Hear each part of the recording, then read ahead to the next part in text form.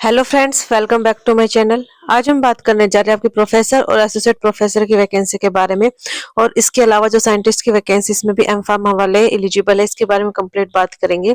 आपकी teaching post और non teaching post की वैकेंसी निकली हुई है नाइपर में। ठीक है, ये जो नोटिफिकेशन आपका 15 फरवरी को आया था national institute of pharmaceutical education and research Kolkata की साइड से, नाइपर में वैकेंसी निकली हुई है।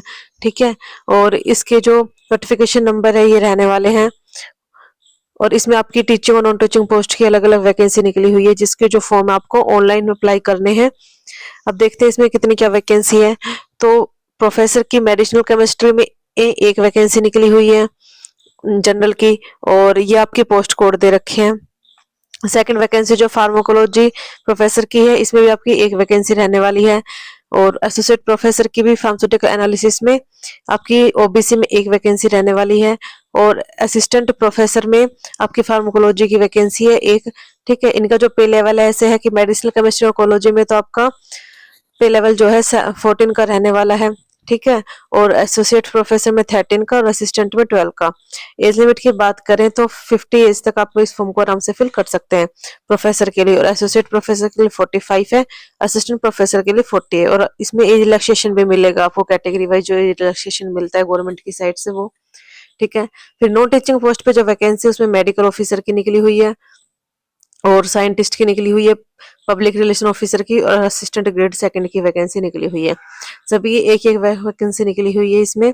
इसके जो ऑनलाइन एप्लीकेशन फॉर्म है वो 15 फरवरी से स्टार्ट हो चुके हैं।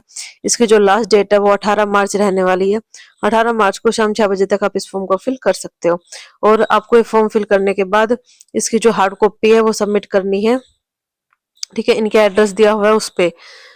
और जो आपकी हार्ड कॉपी है वो 2 अप्रैल तक पहुंच जानी चाहिए इनके पास। और बाकी जो भी कोई इन्फॉर्मेशन चाहिए तो आप इनकी ऑफिशियल वेबसाइट पे जाके चेक कर सकते हैं। ये इनकी ऑफिशियल वेबसाइट रहने वाली है। ठीक है, और ये इनकी ईमेल आईडी, अगर आपको कोई दिक्कत हो तो आप ईमेल भी कर सकते हैं। बाकी जो नोटिफिकेशन आपको हमारे टेलीग्राम चैनल पे मिल जाएगा, आप वहां से भी डाउनलोड कर सकते हैं। और टेलीग्राम चैनल का जो लिंक है वो डिस्क्रिप्शन में मिल जाएगा। अब देखते हैं कि क्वालिफिकेशन और एक्सपीरियंस क्या क्या मांगा गया है। तो जो प्रोफेसर की वैकेंसी है उसके लिए जो आपका लेवल 14 की वैकेंसी रहने वाली है, एक पोस्ट है इसमें पीएचडी वाले।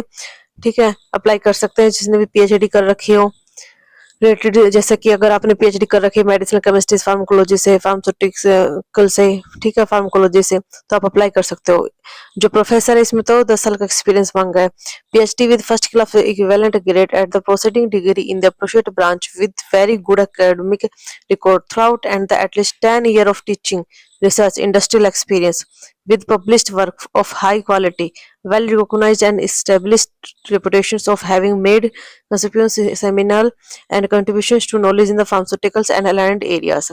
डिजायरेबल में ये रहने वाला है, 50 एज तक आप इसमें अप्लाई कर सकते हो। ठीक है, और जो आपकी दूसरी जो प्रोफेसर की वैकेंसी है उसमें आपके पास 10 साल का एक्सपीरियंस होना चाहिए पीएचडी के साथ साथ। ठीक है, अब देख लेते हैं एसोसिएट प्रोफेसर में आपके 8 साल का एक्सपीरियंस होना चाहिए पीएचडी के साथ साथ। इसमें आपका 8 साल का, एसोसिएट में 8 साल का एक्सपीरियंस मांगा है, प्रोफेसर में 10 साल का एक्सपीरियंस मांगा है, और इस प्रोफेसर में आपका 10 साल का एक्सपीरियंस मांगा है। ठीक है, अब देख लेते हैं जहाँ पे एम फार्मा वाले एलिजिबल है। तो मेडिकल ऑफिसर में तो एमबीबीएस वाले ही एलिजिबल है। ठीक है, जिन्होंने के पास भी एमबीबीएस की डिग्री है वो इसमें अप्लाई कर सकता है। ठीक है, और साइंटिस्ट टेक्निकल में आपका अगर एमएससी एम फार्म कर रखी है आपने तो आप इसमें एलिजिबल है। प्लस में आपके पास 4 ईयर का एक्सपीरियंस होना चाहिए। ठीक है, 4 year of experience research teaching in centre state government organisation university in research institutes और सेंटर स्टेट। ठीक है, तो आप इसमें अप्लाई कर सकते हैं। और पीएचडी कर रखी है तो उसमें 2 साल का एक्सपीरियंस हो तो भी आप इसमें अप्लाई कर सकते हो। ठीक है, और इसमें पब्लिक रिलेशंस ऑफिसर की भी वैकेंसी है और असिस्टेंट ग्रेड की वैकेंसी है। बैचलर डिग्री वाले इसमें अप्लाई कर सकते हैं असिस्टेंट ग्रेड सेकंड वाले में। ठीक है, ये जो वैकेंसी है पीएचडी वालों के लिए और एमफार्म वालों के लिए ही है, और जो एक्सपीरियंस कैंडिडेट है वो। ठीक है, अब इसमें देख लेते हैं कि कैसे अप्लाई करना है। तो इसकी जो एप्लीकेशन फॉर्म है सबमिट करके आपको हार्ड कॉपी जो है वो सेंड करनी है। ठीक है, और इसके जो चार्जेस हैं एप्लीकेशन फॉर्म के वो देख लेते हैं। तो an application fees 1000 rupees for both teaching and non teaching from pay level 10 and above, and 500 rupees for other non teaching posts has to be paid through online mode only। Okay, the fee once paid will not be refunded or readjusted under any circumstance. No fees is required for application belonging SC, ST person with a disability and women. During submission of online application, PDF will be generated with a completed form.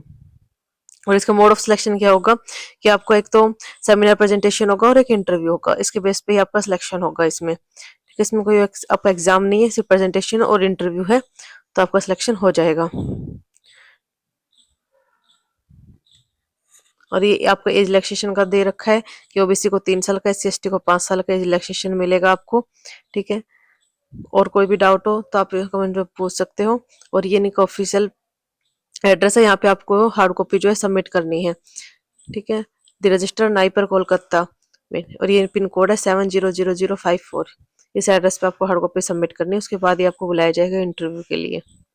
Video अच्छी लगे तो like share subscribe कर दें।